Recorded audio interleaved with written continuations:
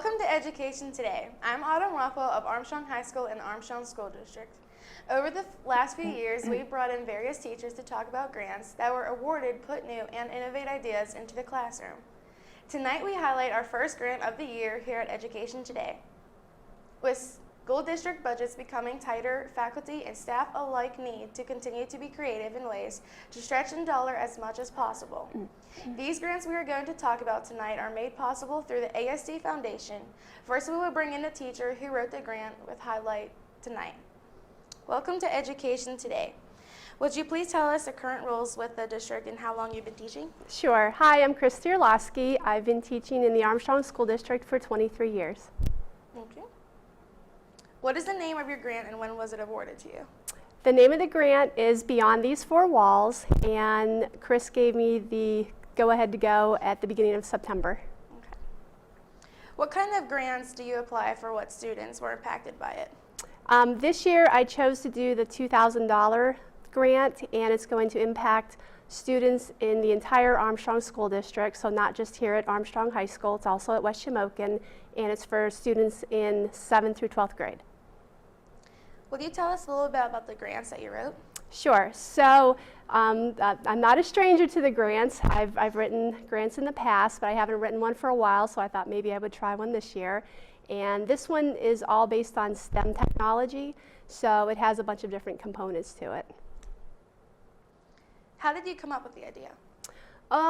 It was just something over the summer. I was just thinking, what can I do with my science students and how can I get them involved with some science, some math, some technology, and I just started brainstorming some ideas. And actually, I contacted students from the past and I said, what would you like to see in the curriculum that maybe we didn't provide for you, on a normal basis?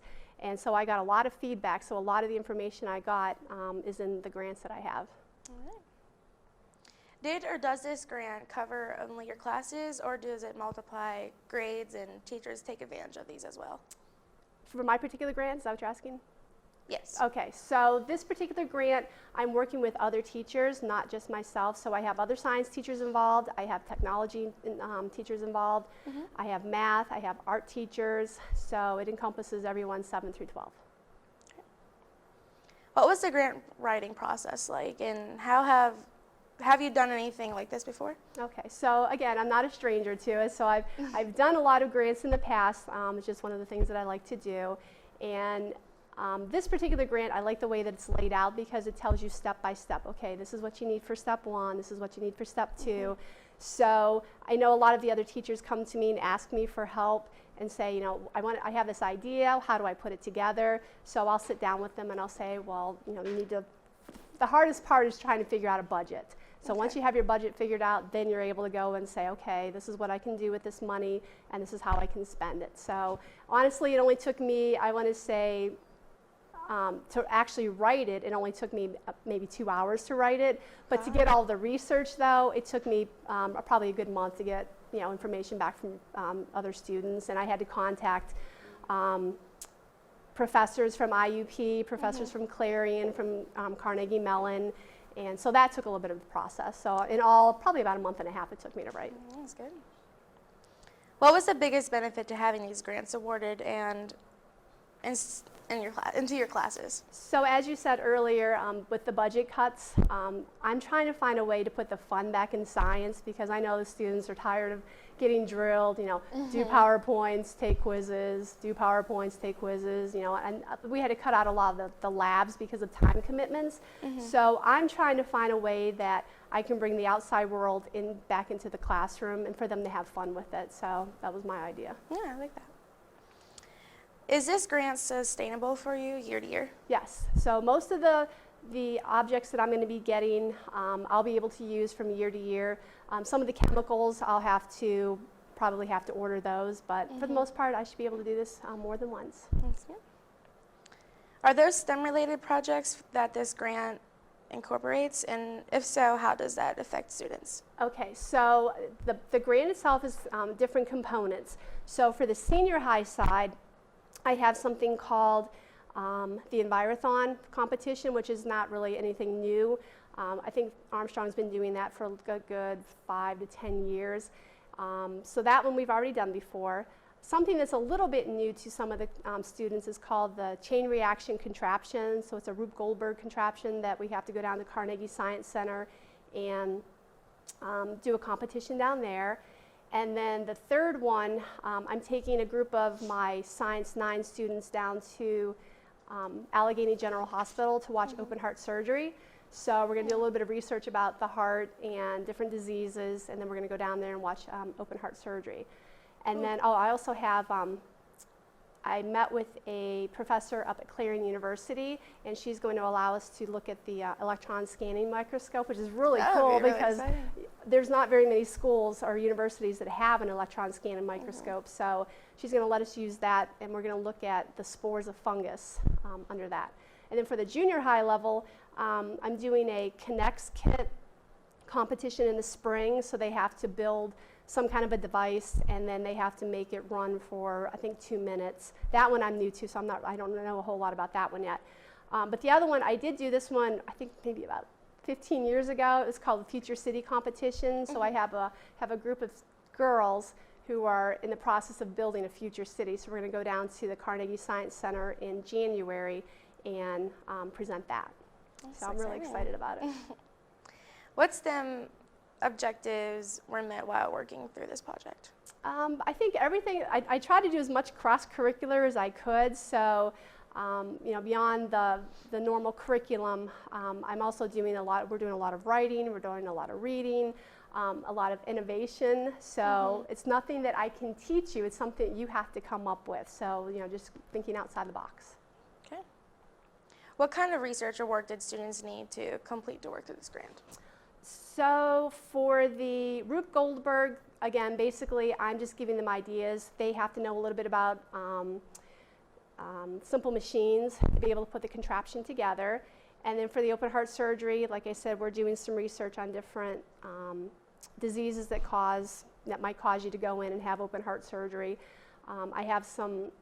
We have little critters called Daphnia that we're going to look at and put them under the microscope. Then we're going to add caffeine to them to see how fast their heart beats, and then we're going to slow their heartbeat down. I have hearts that we're going to bring in dissect, so we're going to look at those. So they have to know the anatomy and the physiology of the heart. And then for the fungus, we're just going to go around and collect different types of mushroom, and you know, so you didn't look like you like that too much, but. Other than that, they didn't really have to have a whole lot of information in the back. It's the idea is to let them figure it out for themselves. Okay. What were your goals for this grant? Again, to try to put the fun back in science and to try to add more labs to our science curriculum. So, you know, just more hands-on things, because I know that's how I learn. You know, you give me something to read, and I might remember it, but if I'm doing it and reading it, then I'll remember it. Use your hands with it, yeah. Which is probably why I'm in science and not English or social studies. How difficult would this project have been to execute had the grant not been received? Oh, we wouldn't have been able to do it because I wouldn't have had the money to do it. So, yeah, wouldn't have been able to do it at all. Is there anything else that we may not have covered related to this grant or the process that you'd like to share with us? Other than I just really want to thank the ASD Foundation for giving me the opportunity to do it. But other than that, no, I don't think there's anything else. Okay, we're going to take a short break, and we'll be right back with Armstrong School District's Education Today. Stick around. Success. We see it every day. Hundreds of majors and programs, bachelor's degrees to PhDs, small classes, internationally known faculty who are committed to your success. Real-world experiences to guide you on your career and life path. An alumni network 120,000 strong. I'm IUP President Mike Driscoll. Visit us. Find your success at Indiana University of Pennsylvania.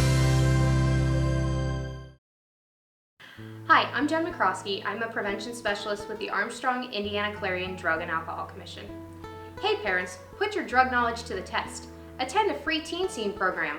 Learn about signs and symptoms of drug use and abuse, current drug trends, resources for help, and view a large display of items where drugs can be hidden. For more information, call 724-354-2746, extension 309 to schedule a program today. Brought to you by the Armstrong Indiana Drug-Free Communities Coalition.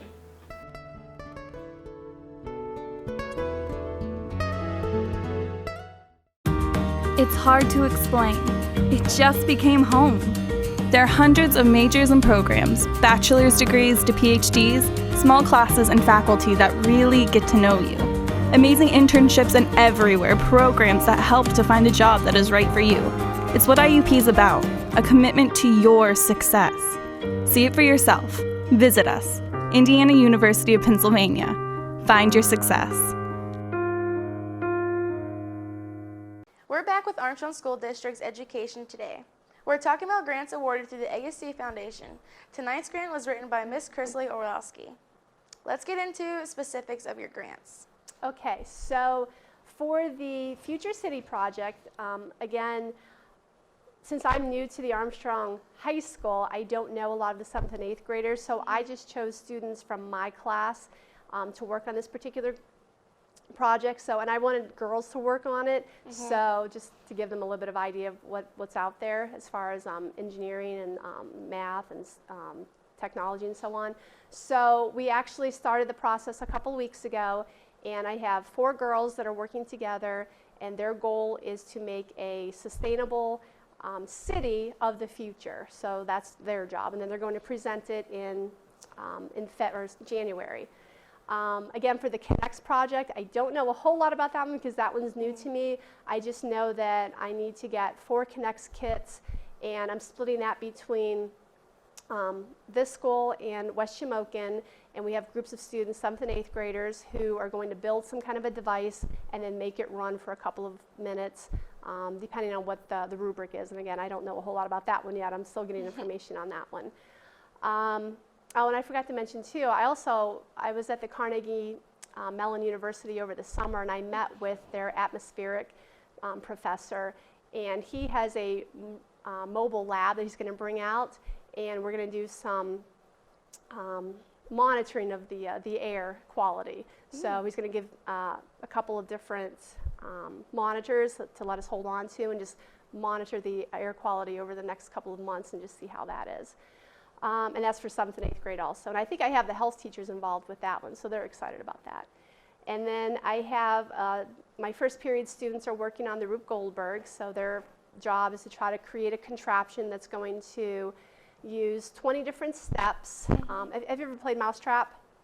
Did you ever play that game? I've heard of it, but I've never played so it. it's very similar to Mousetrap. So you have one thing that happens, and then something else that happens, and then you go through this whole long scenario before you finally catch the mouse. So our competition is very similar to that, but they have to build it in a bigger setting. And it has to run, I think, for 2 minutes, and they have to have at least 20 steps for it. The Envirothon, again, that's something that I think all the schools have done in the past, so that's not really anything new. But we're going to be looking at like bird calls, listening to bird calls, frog and toad calls. So the group of students have to be able to identify those. They have to identify certain Pennsylvania mammals. They have to identify trees, and we're doing this in the spring, so the leaves aren't going to be on the trees, so they're going to have to look at the bark and try to figure out what tree is what. And then for the fungus, we're going to just, like I said, just go out, get some mushrooms, and then we're going to take them up to Clarion University and look at them under the scanning microscope. Can you tell us more about the Beyond These Four Walls grant? Sure. So again, the name of it's Beyond These Four Walls because I'm trying to let the students know that science is a very exciting field to be in. And I know a lot of kids get that perception, it's like, oh, it's science class, I don't want to do this. But I'm trying to give them some ideas on what else is out there, and now that I'm able to stick that into some of the curriculum, I think it's more exciting for them, so they can see some of the things that are going on, and it applies to them. What grants are affected by this one? What grants? Yes. I'm not sure what you're asking, sorry. Grades, sorry. Oh, what's grade? Okay, grades, what grades? Sorry. So 7th and 8th grade will be doing the Connects and the atmospheric monitoring and the Future City, and then the older students, 9 through 12, will be doing the open heart surgery and the fungus and the Envirothon and the Rube Goldberg. Where are you at the implementation of this grant at the point? So right now we definitely have things going with the Envirothon. I met with the students who are doing the open heart surgery, so right now they're in the process of doing research on diseases of the heart. So they're going to meet with me right after Thanksgiving, and we're going to do a little presentation in my room so they understand what's what, and then we'll move on from there. And like I said, my first period class, they are in the process of creating the Rube Goldberg, and I think that was, did I say the Future City? Future City's also, we're also working on that one. Okay. How did the students react to this grant? So far, again, I left it open to them. I said, hey, this is what I have available.